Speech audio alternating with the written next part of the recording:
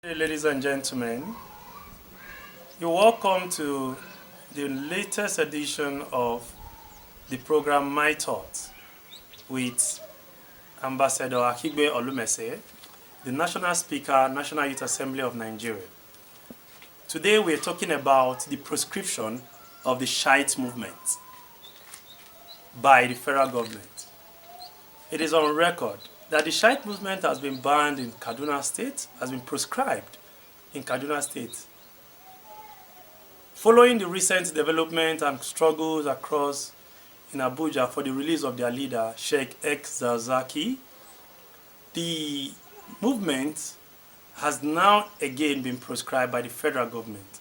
They got a court injunction to proscribe the movement, and once it is gazetted, it becomes completely proscribed, meaning their activities are now illegal anywhere in any part of this country, meaning now they are now being regarded or referred to as terrorists. These are issues we actually need to probe in our today's episode of this program. Can a group be proscribed twice?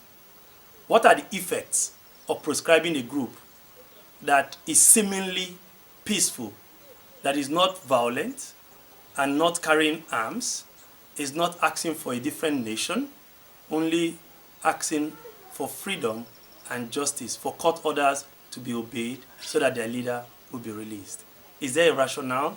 Is it national interest for us to proscribe such a group? Those are the issues we want to find out in our program today. The Shiite movement from history have actually had a series of altercations with governments because of the way and modus they do their thing.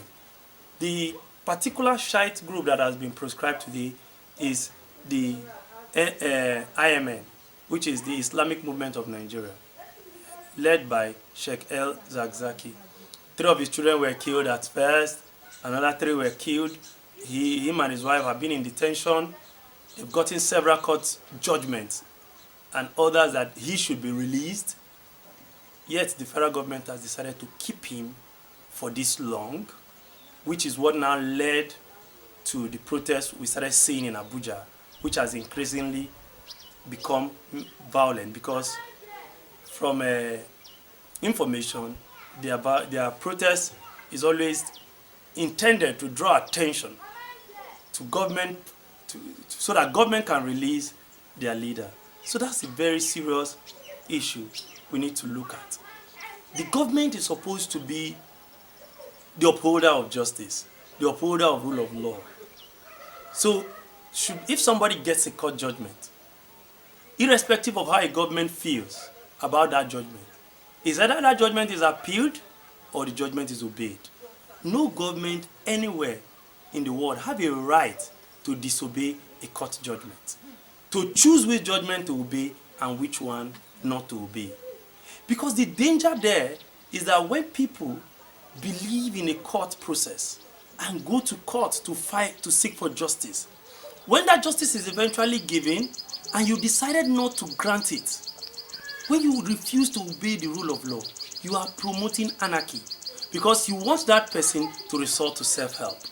If you can recall, the Zakzaky group have actually, since 2015 that their leader was detained, they never protested.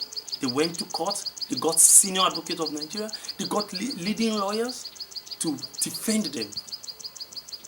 That means they actually wanted to follow the law and get justice through the law. When they got justice, what happened? They were denied that justice, the right to rest, to the justice they got from the court. And that is what now led to the series of protests. I've actually run into them in series of occasions in Abuja here, and it's clear they've been peaceful all those while until recently that we had the National Assembly issue and the one that led to the death of the channels and the police officer. Well, my condolences to those who have died and even members of the Shiite movement that have died. It shows that it is a needless death. It shows that if our authority have simply obeyed the court order, I don't think we would have had this kind of issue we are having right now. So now what is the way forward? Will the court will the proscription of the group end the crisis? In my view, I don't think it will. That is my thought on the issue. Because if they have been proscribed before in Kaduna and it did not work, they are still carrying out their activities, they are still doing what they are doing, what is the guarantee that they will be proscribed in Abuja at the federal level and it will work? And do you proscribe a group twice? What are the indices? Why do you have to proscribe a group? Do you proscribe a group that have been carrying out the activity peacefully? They are not armed.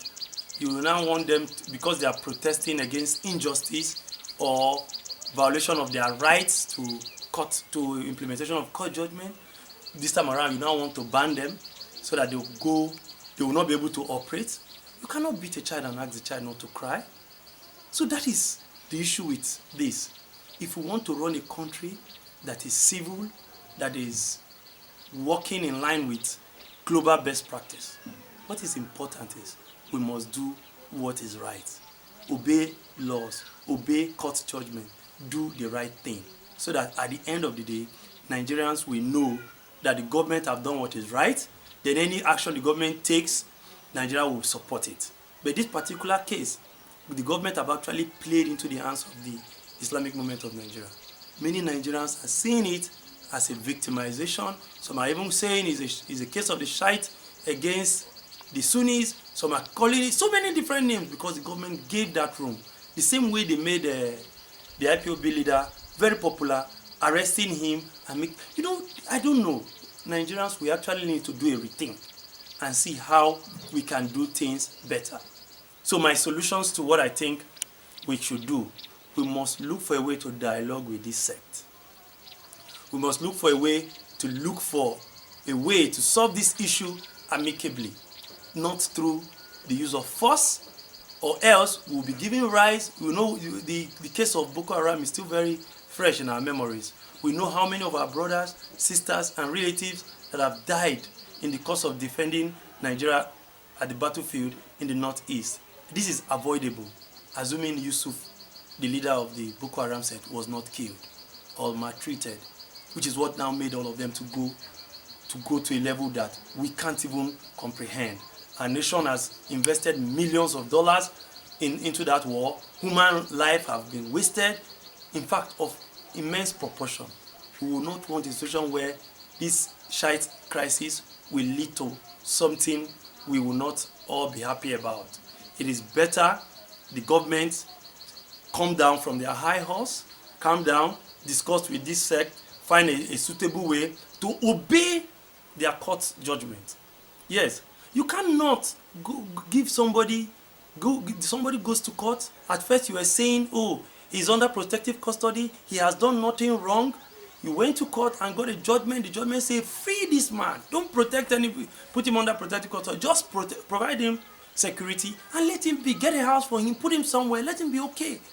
And let him be able to assess his friends, families, and relatives, and even his doctors. But yet, you said no.